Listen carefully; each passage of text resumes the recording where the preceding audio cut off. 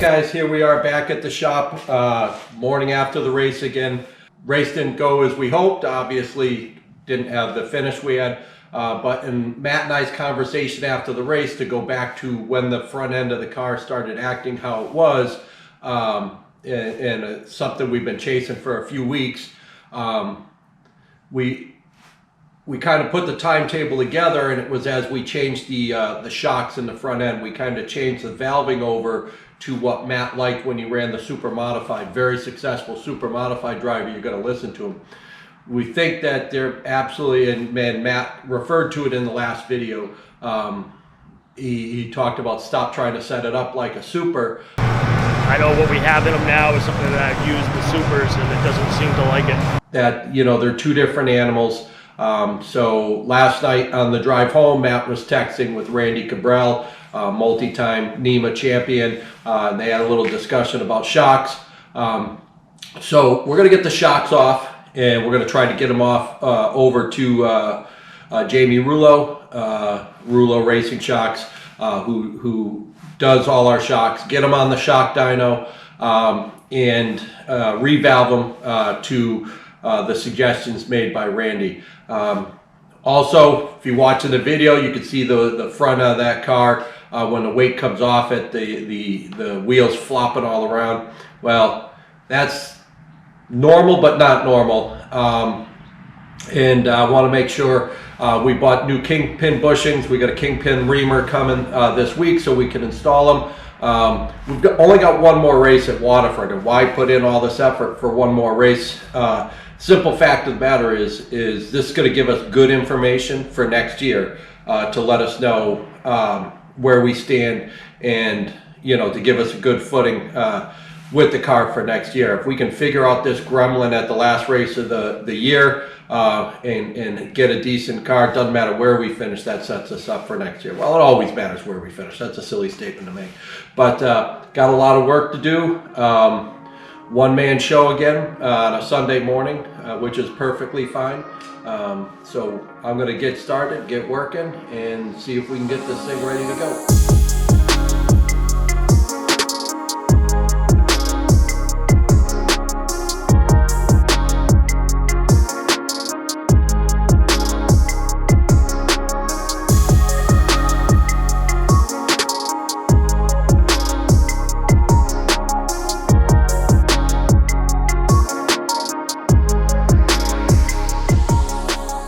Cars up on jack stands. I'm gonna walk around here and I'm gonna point out the things that hopefully you get to see what we're talking about as far as the kingpins and other things. So first of all, when I loaded up the car onto the jack stands, I put boards underneath so that I can release the shocks, take the shocks off without everything bottoming out. That's simple enough. Did that up front as well. Then we came around here and I just put something under the front axle to keep it up. What I'm going to try to do here is show you. So here's the kingpin, and this is the kingpin that goes through here, travels through the front axle, and goes, it's in the spindle, top and bottom. And what happens is over time, the bushings that hold that kingpin in, they're inside the spindle here. These bushings will wear out. And when the car is off a load, I don't know if you can see it, if you can catch the play, hopefully you can, because there's quite a bit of play in these kingpins, which, yeah, I'm not able to get enough on it with the grease that's there. This one, I kind of feel like maybe the preload on the bearing is a little off as well. If you take a look at this tire, how it rocks back and forth. So we know we definitely have a kingpin issue. You can see it more, and probably can't see it in the video too well. But when the cars are coming out of the corner at close to 100 miles an hour, there's definitely an issue going on there. So the other thing is these shocks were all revalved to the settings that we wanted. They can take these shocks apart and make them perform exactly how we want them. So we went with a radical tie down on the left sides of the car. And like I said, that's something that works in the supers, which helps the car stick to the ground. They run wider tires, and they're heavier. This, we think what was happening was that this shock, and by tie down that means, so the shock will have a greater rebound. So under compression, the suspension comes down, pushes down on the front, and the shock compresses. You can see that little rubber there, and the shock will compress. You know, the suspension travels that far. With a tie-down shock with a stiffer rebound will actually slow the chassis from going back. So the shock will give more resistance. Now, it doesn't change the fact that it's going to go back, because all that stuff is controlled by the springs. The shocks control how fast it happens. So we think what's happening is the transition back is too slow, and the springs are letting the car come back, and we're picking up the left front before it will, and we're overloaded before it comes off the corner, and we're overloading the right front, and thus causing the car to push out. So we're going to change that this week. Rulo Racing shocks, it's just a matter of getting these off and taking a trip down there. What we do with these QA1s, he's a QA1 guy, does a lot of pro stocks and stuff. Not many other guys up in my area, and he's a friend. So we're going to head over there this week. In the meantime, it's time for me to get this front end apart. It looks like we're going to add bearing maintenance on the front end to our list of stuff to do this week. So kingpins, bearings, shocks, and then the usual setup and maintenance of the motor. Setup of the car, maintenance of the motor. So what may have been just an easy week, I've decided to make a tough week for us. But here we go. It's time to get going.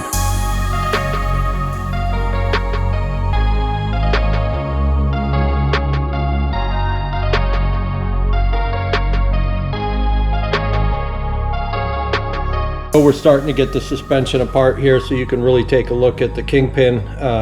Like I said, there it is. Pretty simple. Take the shock off, and I'll get you closer on the other side to be able to see how I do it. We'll pull the caps off here, pull the hub off, and then once I'll take the steering arm off and get everything out of the way. What I want to show you is one of the simple things that I do, and that is set up one little spot that everything that's going to come off of that suspension is going to be placed over here on this blue mat, so that when we put it together, nothing gets mixed up, and everything can be cleaned and put back on the car. So you have to stay organized when you're working in the garage. Sometimes we make it look easy. It is pretty simple, but the key part of it is not just making a pile on the floor and taking a second every time to pick things up. On the other side of that, we'll come back over here. Here's the shock. You know, I talked about a tie-down shock, compression and rebound. So here's the right front shock from Rulo Racing Suspension. It's a QA1. This rubber thing here, I pushed it up when I was taking it off. This rubber thing tells us the travel. So as the shock goes through travel out on the racetrack, that will show us maximum travel when it rebounds. So the other part of it is what I just did was compression. So there's your compression stroke, and this is what's considered your rebound as the car goes back. So a stiffer rebound on these shocks will control how fast things happen with the car. So compression, rebound, really that simple. So this one up here, the right front shock is, a lot of the manufacturers use, they call it a number 4 valving, which is a medium valving. Well, this one's a number 5, so our right front's a little stiff on both compression and rebound. We're going to go a little bit softer on the right front, and like I said, we're going to make some changes to the left front and the left rear and get rid of those really heavy rebounds. So on the left front, this is the right front, we can push this down nice and easy. Now on the left front, it's going to take a lot to pull it back out, and I'll pull it out even a lot slower than this one. So that's what we talk about with compression and rebound. Hopefully every racer knows about that, because you have to, and you have to be able to control how fast things happen with your shocks. So that's where we're at. I'll put the camera a little closer to the left front as I get that apart, and we'll move around the car and get everything off. This one here I'll put outside, needs to go to Jamie.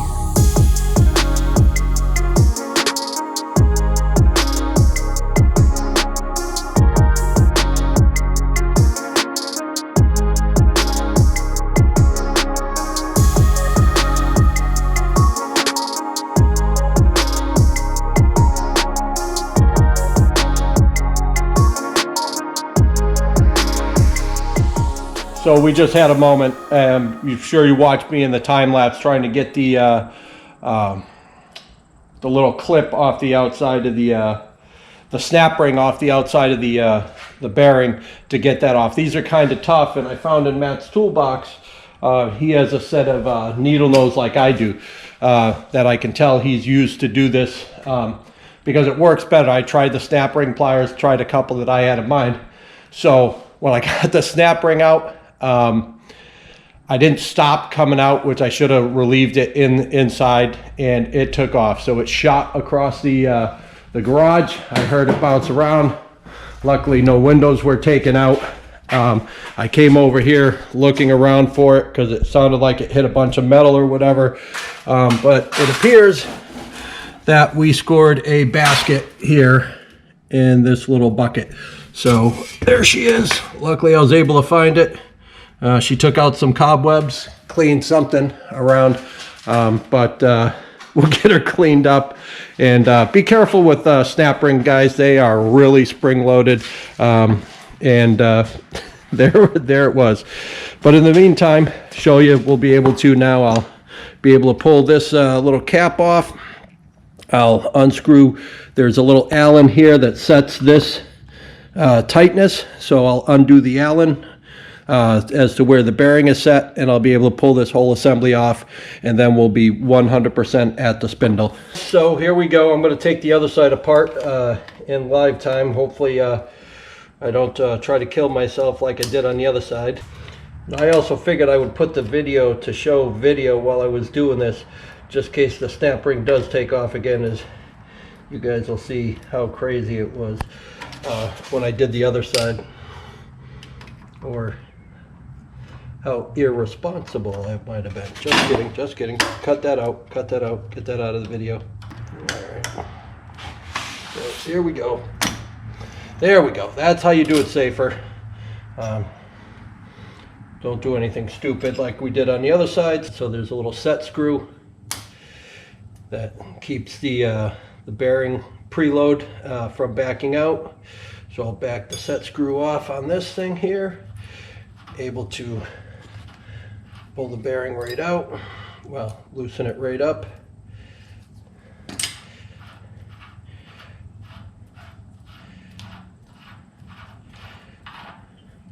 And this here keeps everything in. That bearing comes out, and I'll put these together. And like I said, each side I keep an area nice and clean so everything can go back together how it should. Trying to keep the video short and to the point, which is why I'm doing a lot of time lapse. But I figured it'd kind of be nice for you guys to see just what was going on. And I did a practice run on the other side, so we'll call it that. And then the real deal on this side. So get it off in a couple within a couple minutes, you guys will see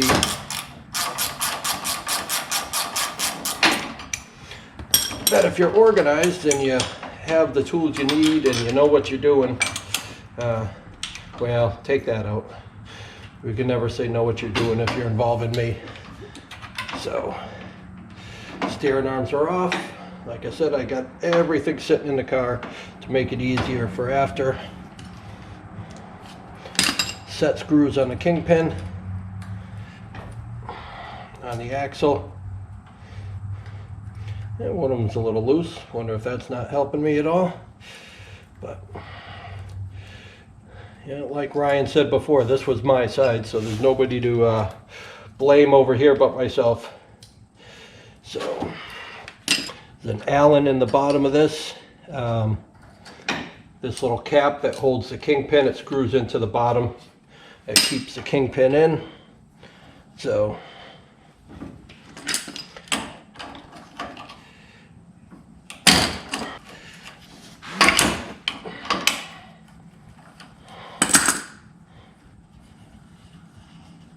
all right, so we've seen a lot of play in the right front.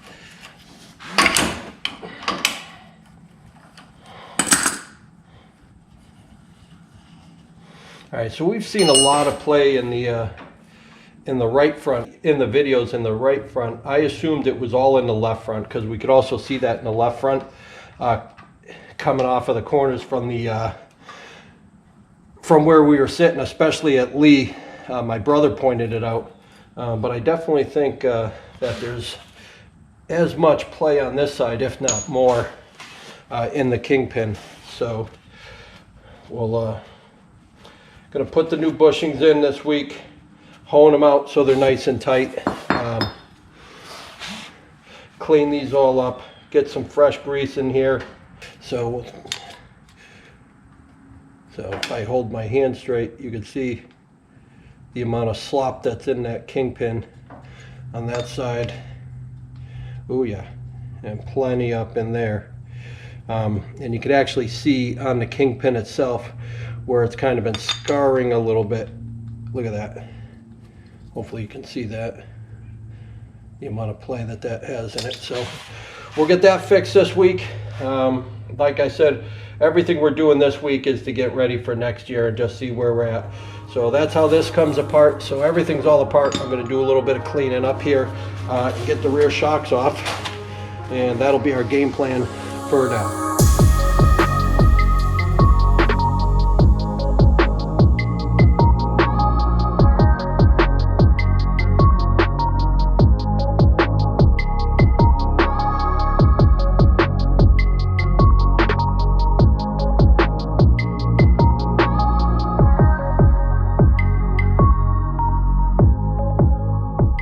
Work's done for today. As you can see, the shocks are off. They're all up here in a pile, ready to go to Rulo Racing Performance Suspension. We've already sent him a text. Hopefully we get that hooked up. Front end is all apart. New kingpin bushings are at the house. Have a reamer coming.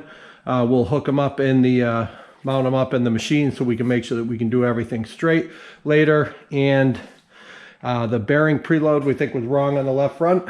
We're going to repack all the bearings, do regular bearing maintenance this week as well. These guys here, we run the low friction grease in the front. So we'll take a, I'll show you about that later. Cool company called Micro Blue, low friction grease and bearings and everything. Great products. If you're definitely running a low horsepower motor, or even the top dogs, you have to be running low friction bearings in order to be on the same track as everybody. Micro Blue gives you some reasonable options. We don't run ceramic bearings, we run their steel bearings. So it's like halfway, you know, you spend a little bit of money, big time results. And we'll talk more about the bearings later this week. So I'm done for today. I'm supposed to be home mowing the lawn. So I said I had to come get the gas for the generator. So for the lawnmower, the gas can we use for the generator at the track.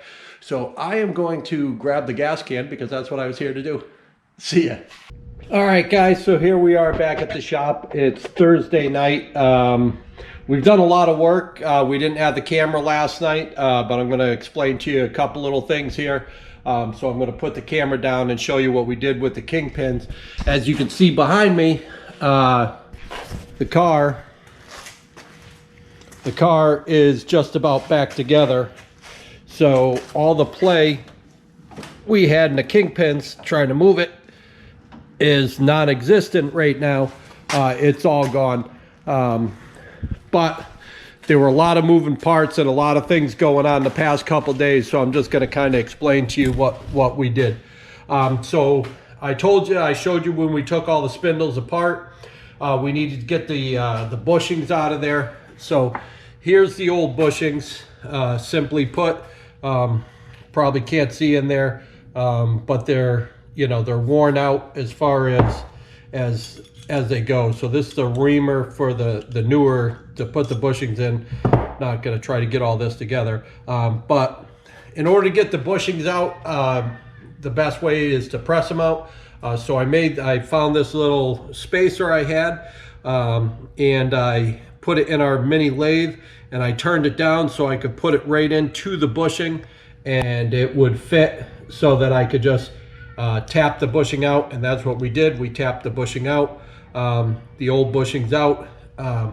Then in order to be able to put the new bushings in,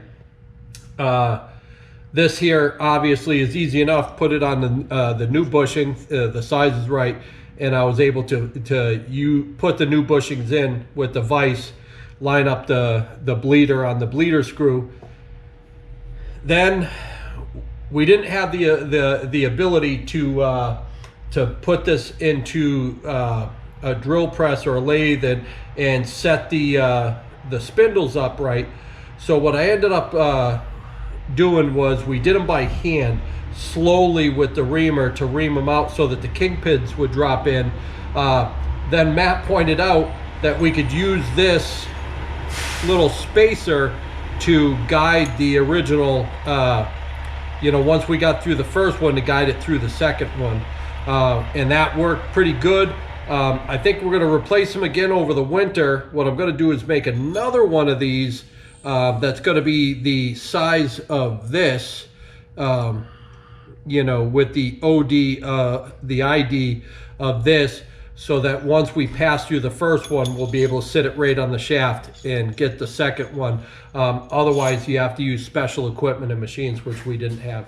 The shocks from Rouleau Racing came back last night. Jamie Rouleau, sorry about the video. Jamie Rouleau revalved the shocks. We got them late last night.